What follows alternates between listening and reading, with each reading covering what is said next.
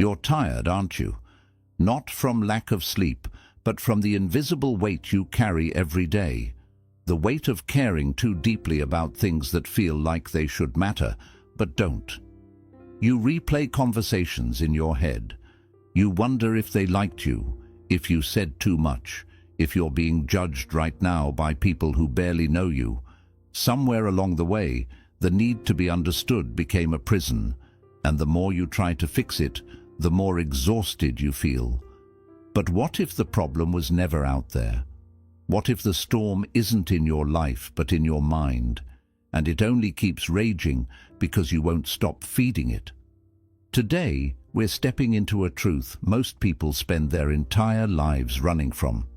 It's uncomfortable, it's confronting, but it's also the doorway to something rare, a kind of peace that doesn't come from controlling the world around you, but from finally letting it go. So stay with me. Don't just watch, listen. Because at the end of this video, I'll share a single powerful Buddhist insight that could shift how you see your suffering and how you free yourself from it. Lesson 1: The reaction trap and the power of the pause. We often think we're tired because life is too loud, but the real exhaustion, it comes from how often we flinch internally at every opinion, every judgment, every moment that doesn't go our way. You brace yourself against the world as if it's out to harm you. But what if the real struggle isn't the world? It's your expectation that it should always feel gentle. In Buddhist teaching, the mind is compared not to a mirror, but to still water. When undisturbed, it reflects things as they truly are. But stir it with anger, pride, or fear, and everything becomes distorted.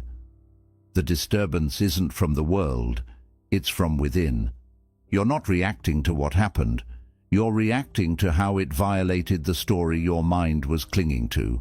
So the question is this: why does a passing glance, a misunderstood text, or a forgotten thank you leave you spiraling? The answer isn't that the world is cruel. It's that your ego quietly insists it should be kinder, that it should agree with you, respect you, validate you, and when it doesn't, your mind declares war, not on them, but on yourself. Here's where the practice begins, not with silence, but with space. What if, instead of reacting, you noticed the urge to react and just paused? That tiny moment between stimulus and response is where ancient wisdom lives. It's not weakness, it's awareness. The Buddha never asked us to be emotionless, he asked us to be free. And freedom begins when we stop letting every careless word drag us into emotional battle. You can feel anger rise without letting it speak for you. You can witness pain without becoming it. This isn't detachment out of coldness, it's detachment out of clarity. Because the less you need to prove something to the world, the more at peace you are within it. So the next time you're triggered, ask not, "Who hurt me?" but, "What belief am I protecting?" Let go of the need to be understood by everyone. Understand yourself instead. That's where the mirror clears. That's where the fire dies without burning. And that's where real power, quiet, grounded, lasting, begins. Lesson 2: The strings you don't see and the peace they steal. You say you're in control, but if you pause long enough, you might notice something else, movements in your life that aren't entirely yours. You wake up and reach for your phone before your breath. You say yes with your mouth while your body says no. You're performing, pleasing, pretending, and you don't even realize why. This isn't freedom, it's quiet conditioning. Invisible forces, expectation, fear, the need to be needed, have been shaping your choices like strings on a puppet. You didn't choose them, but they've chosen your responses for years. The Buddha didn't teach escape, he taught clarity. And clarity begins when you stop asking what's wrong with the world and start asking, what am I believing, without questioning. Look closely. That pressure to be perfect, that fear of falling behind, that urge to prove yourself, These aren't random feelings. They're patterns, scripts, old reflexes from a mind that was taught it had to earn peace through effort, attention, and control. But here's the shift. Once you can name the pattern, you are no longer inside it. You become the observer, the one who sees the string, not just the one being pulled by it. Try this. The next time your chest tightens over a comment, or you feel the urge to explain yourself for the 10th time, don't resist it, don't fight it. Just ask, what am I chasing? Whose approval am I trying to keep? What fear is this emotion defending? That is how you cut the string.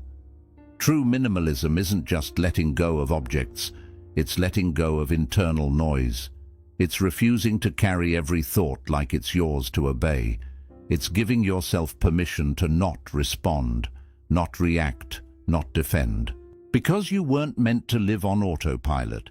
You weren't meant to be a reflection of everyone else's demands. You were meant to wake up, to stop running the program, and choose. Peace doesn't come from fixing everything around you.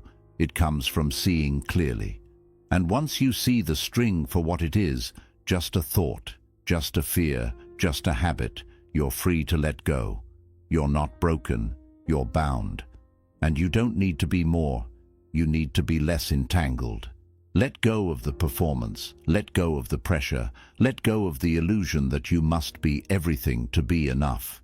You are already whole beneath the strings. You are not the puppet, you are the hand that can finally, gently put down the script. Lesson 3. The art of letting go, where real peace begins. We live as if holding tighter will save us, as if gripping to people, plans and perceptions will somehow guarantee peace. But the harder you hold, the more life resists. It's like trying to catch wind with closed fists. You just end up tired, tense, and empty. Have you ever wondered why you feel so drained, even when nothing dramatic is happening? It's because your mind is always clutching to outcomes you can't control, to the fear of being misunderstood, to the endless weight of needing to get it right. Buddhist wisdom doesn't promise a perfect life. It invites you to stop demanding one. Because suffering isn't found in what we lose, it's born in the grip that refuses to let go. The truth is uncomfortable. You don't need to fix every misunderstanding. You don't need to prove your heart to people who've already decided who you are. You don't need to make everyone happy. That's not your burden. It never was. What if peace isn't something you earn by getting everything right, but something that naturally appears when you stop trying so hard? Imagine your mind as an open sky, and every worry, every judgment, every expectation is a balloon you're clinging to. One by one, let them go. Watch what happens. The sky doesn't collapse, it clears. Letting go doesn't mean you stop caring. It means you care wisely. It means you choose where your energy flows and what truly deserves it. You don't have to shrink your heart, only your attachments. Start with small rebellions. Don't chase every notification. Don't answer every critic. Don't explain your soul to those who only hear noise. Protect your stillness like it's sacred, because it is. Ask yourself gently, what story am I still gripping today? Who am I trying to impress? What am I afraid will happen if I just let go? The answer is not collapse. The answer is clarity, because when the need to control dissolves, your natural state, peace, returns. Not as a reward, but as a remembering. You were never meant to carry so much. Not every burden is yours. Not every opinion is truth, and not every outcome needs your control to unfold. Let go, not out of weakness, but because your soul is tired of gripping. Let go, not to escape life, but to enter it more fully. That's the shift, and that's where peace no longer visits. It stays. Lesson 4. The shift that sets you free. There's a moment, small but powerful, when something inside you whispers, wait, maybe I'm not my thoughts, and everything begins to change. You've spent years believing every word your mind says, that you're behind, that you're not enough, that you must fix, prove, earn, chase. And so you do. You run in circles inside your own head, mistaking the noise for truth, the storm for self. But here's the shift. You are not the storm. You are the sky that holds it. In Buddhist wisdom, this is where freedom begins. Not by controlling your thoughts, but by seeing them clearly. Thoughts will come, doubts, fears, judgments. They arrive like weather, but weather is not the sky, and thoughts are not you. Next time anxiety tightens its grip, try this. Don't say, "I am anxious." Say, "Anxiety is present." Don't say, "I'm failing." Say, "The mind is telling a failure story." That one change turns chaos into clarity. Because once you stop identifying with every mental twitch, you stop reacting like your life depends on it. You stop arguing with shadows. You start witnessing instead of absorbing. This is the essence of mindfulness. Not silencing your thoughts, but watching them drift by, without boarding everyone like it's a train to your truth. The mind will say they don't respect you. The mind will say, what if it all falls apart? The mind will say, you're not good enough yet. Let it speak, but don't make it your voice. You're not here to solve every thought. You're here to stop letting them run the show. Most thoughts are just echoes of fear, of memory, of stories that were never yours to carry. When you see that, they lose their grip. Clarity is born not when your mind goes quiet, but when you stop believing every sound it makes. So next time your mind spins, do nothing but observe. Watch the story play out like a movie. Breathe, smile, let it pass. The sky never panics when the clouds gather. It simply waits, and then it clears. This is not cold detachment. It's wise compassion. You're not withdrawing from life. You're withdrawing from the illusion that every passing thought deserves your energy. And as this practice deepens, something beautiful happens. You stop drowning in the waves, because you remember, you are not the ocean, you are the sky. Still, open, unshaken. You don't need to silence your mind. You only need to remember, you were never the storm, you are the watching it pass. Lesson 5. The discipline of doing less. You're not exhausted because you're doing too much. You're exhausted because too much of what you're doing doesn't mean anything. Your time is being traded for tasks you don't believe in, conversations that drain your spirit, and distractions that feel urgent but leave you feeling hollow.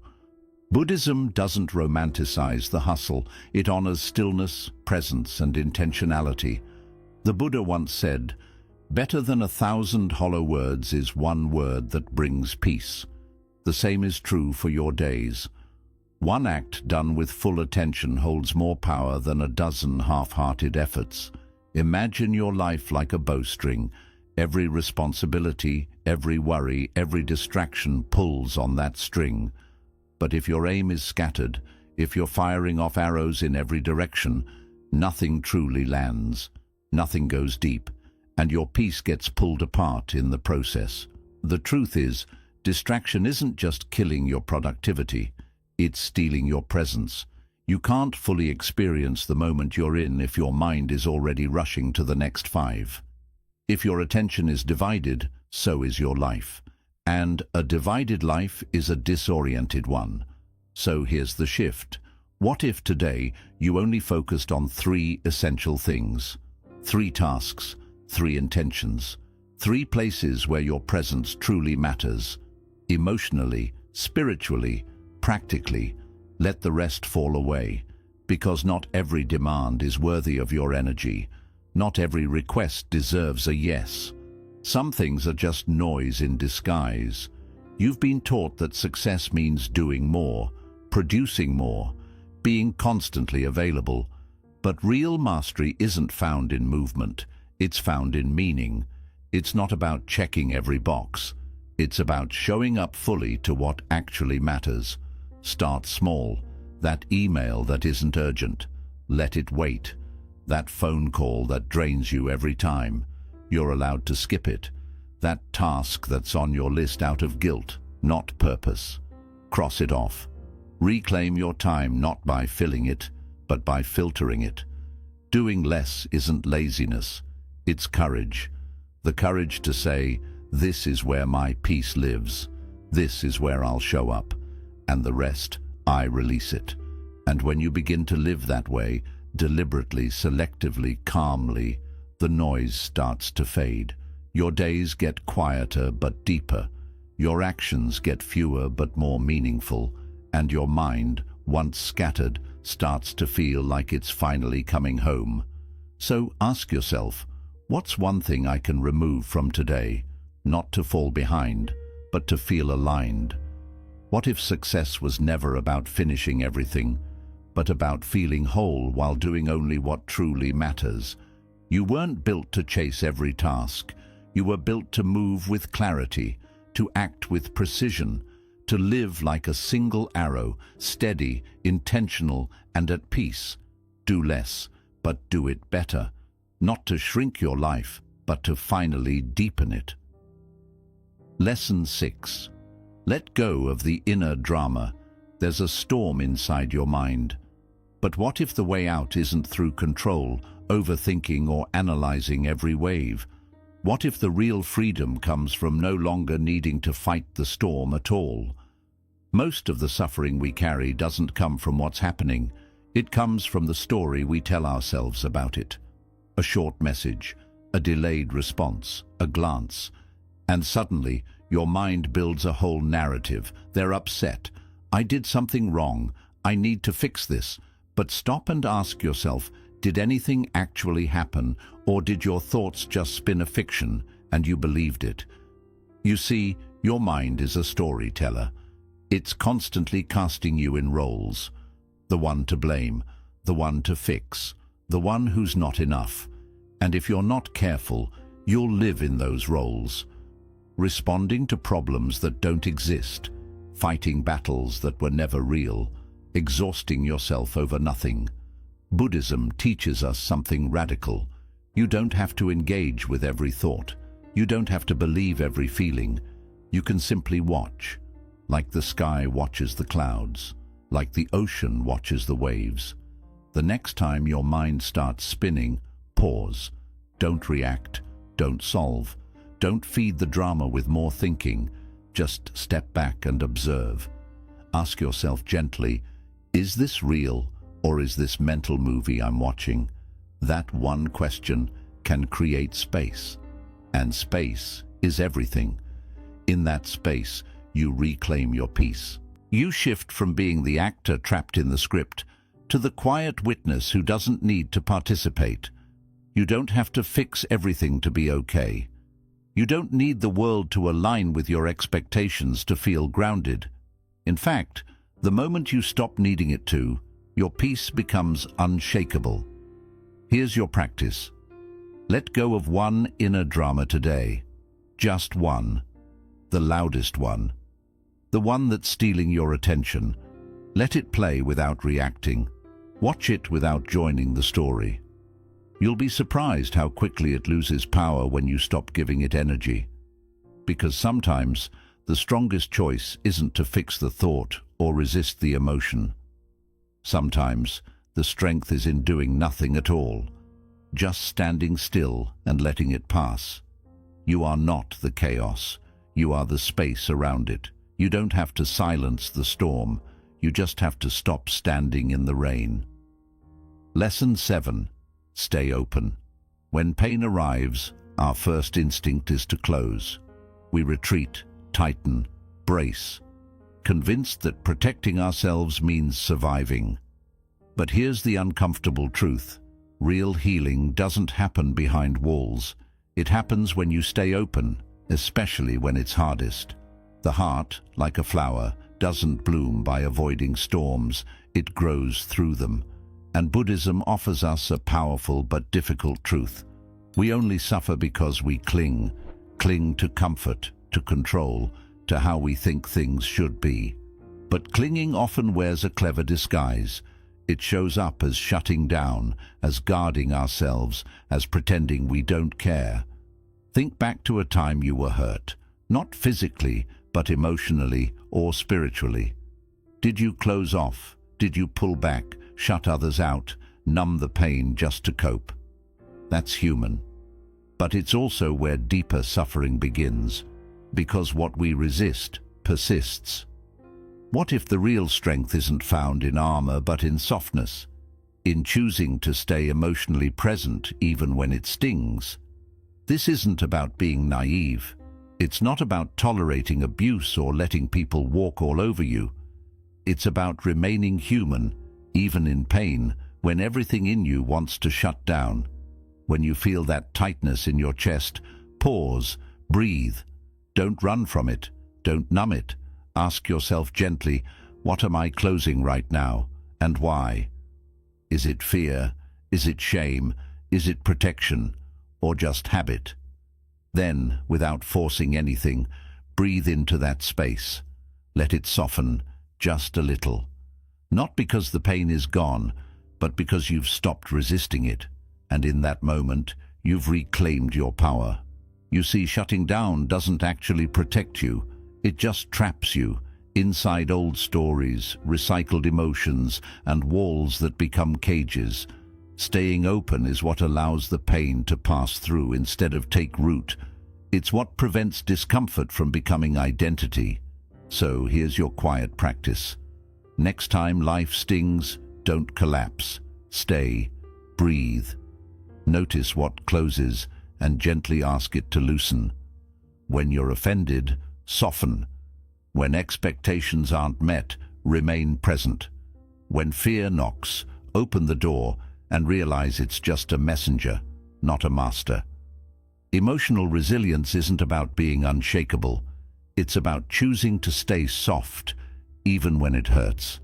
And that softness is powerful. It tells your nervous system, I am safe. I don't have to shut down. That's not weakness, it's wisdom. It's a strength so rare, it almost looks like surrender. But it's not surrender to pain, it's surrender to truth. So ask yourself now, where in your life have you hardened? What would happen if you allowed even a small part of you to reopen? Just for a breath, just for a moment. Because the heart that stays open, even after breaking, isn't fragile. It's expansive. And that expansion, that's where freedom begins. Lesson 8. Cut the rope of expectations. You wake up hoping for a kind word, maybe a thoughtful text, a small gesture, a sign that someone sees you, but it doesn't come, and suddenly your mood shifts, not because life has wronged you, but because somewhere deep inside you are holding a silent expectation, a rope pulled tight. Expectations are invisible threads we wrap around people, moments, even ourselves, hoping they'll hold everything together. But more often than not, they quietly strangle our peace. Buddhism teaches that attachment is the root of suffering, and expectations, they're really just polished attachments, wrapped in the belief that life should go the way you want. But here's the truth. It's not the event that hurts. It's the story. The one where your friend should have remembered, the one where your partner should have reacted differently, the one where life should have rewarded you by now. But life isn't a play you get to direct. It's unplanned, wild, always unfolding. And the more you try to control the story, the more you suffer through every unplanned moment. So ask yourself, who are you quietly waiting for right now? Who do you expect to reach out, to change, to say something that finally makes things right? What burden are you holding just because the world hasn't followed your inner script? Picture yourself standing on the edge of a cliff, holding a rope. At the other end is a heavy rock labeled, "How Things Should Be." Your hands are hurting from holding on, yet you tell yourself that if you just grip harder, maybe it'll stop hurting. But the truth? Freedom comes only when you let go. What if, just for today, you released one expectation? What if you stopped needing your job to prove your value? your partner to read your mind, your past to fix itself. Letting go doesn't mean you're giving up. It means you're accepting what is, instead of clinging to what you think should be. And that shift, it's not weakness, that's wisdom, that's emotional freedom. So the next time tension rises, when you feel that sting of disappointment, pause. Take a breath. Gently ask yourself, what rope am I holding on to right now? Can I let it go? Not for them, but for me. Because every rope you release is one less knot tied around your peace. Here's a quiet truth most people never say out loud. Peace doesn't come when everything is perfect. It comes when you stop expecting it to be. Say this with me now. This moment is enough. I am enough. They are enough, just as they are. And maybe, just maybe, the rope you let go of today is the very one that's been choking your joy for far too long. Lesson 9. Reclaim your attention. In a world that's always shouting for your focus, taking back your attention has become an act of strength and quiet rebellion. Your attention isn't just passive, it's power. Like light, whatever you shine it on begins to grow. If you give it to worry, comparison, or outside noise, that's what will grow in your mind. But if you turn it inward, toward presence, awareness, and peace, then that becomes your experience.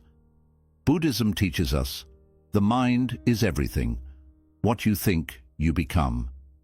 So take a moment and ask yourself, what am I feeding my mind today? Is it truth or just noise? Is it peace or something that poisons me? The modern world never stops. Notifications, headlines, opinions, they keep coming. You're pulled in every direction before your day even begins. But beneath all that chaos, there's a quiet, steady place within you. A place the noise can't reach, unless you allow it. Your job isn't to control the world, it's to keep returning to that still place, again and again. Focus is your true superpower, not just for getting things done, but for staying at peace. Because when you direct your attention, you take back your energy, your path, your life. And it begins with letting go. Unfollow what drains your energy. Mute what distracts your mind. Release anything that pulls you away from your center. This isn't just cleaning up your digital space, it's clearing your mental space. When you stop feeding the noise, you can finally hear your own voice again. But don't expect it to be effortless. Attention is like a muscle, and like any muscle, it gets weaker without practice. Distraction is automatic. Awareness takes effort, and the moment you notice your thoughts drifting, you get to decide, keep floating, or gently bring your focus back. Not with pressure, but with presence. This isn't about being perfect, it's about staying in practice. The more often you return to the present moment, the more grounded you feel. The noise might still be there, but it no longer controls you. You don't chase every thought. You don't get pulled under by every wave. You stay steady. Ask yourself right now, where is my attention going? Is it helping me grow, or just keeping me distracted? Is it feeding my anxiety, or building my peace? The world gains from your distraction, but your soul grows through your attention. When you choose what to focus on, you choose what kind of life you live. Because here's the truth. You're not powerless. You're just unfocused. Reclaim your attention, and you reclaim your life. In the quiet, beneath the noise, your real strength is waiting. Conclusion. You've made it this far, not just through a video, but through a journey back to yourself. Because that's what this path is really about. It's not about learning something brand new, but remembering something ancient, something true. That peace you've been searching for, it's not out there.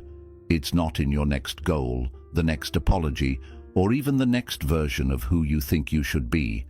It's here, in this breath, in this moment, in your power to choose where your focus goes, what thoughts you accept, and which stories you finally let go of. You don't need to fix your whole life to feel at peace. You just need to return to your awareness, again and again. So the next time the world feels too loud, the next time your mind pulls you in every direction, pause, take a breath, and remember, you are not the noise, you are the stillness beneath it. And if this message touched something in you, share it. Let someone else hear the words their soul might be longing for. Drop a comment below. What was the one insight from this video that you needed most today? Your words might be exactly what someone else needs to hear too. And if you haven't already, hit subscribe. Because this journey isn't ending, it's just getting started. Together, we're creating a space for stillness in a world that never slows down. Until next time, stay grounded, stay open, stay here. You are not the storm, you are the sky.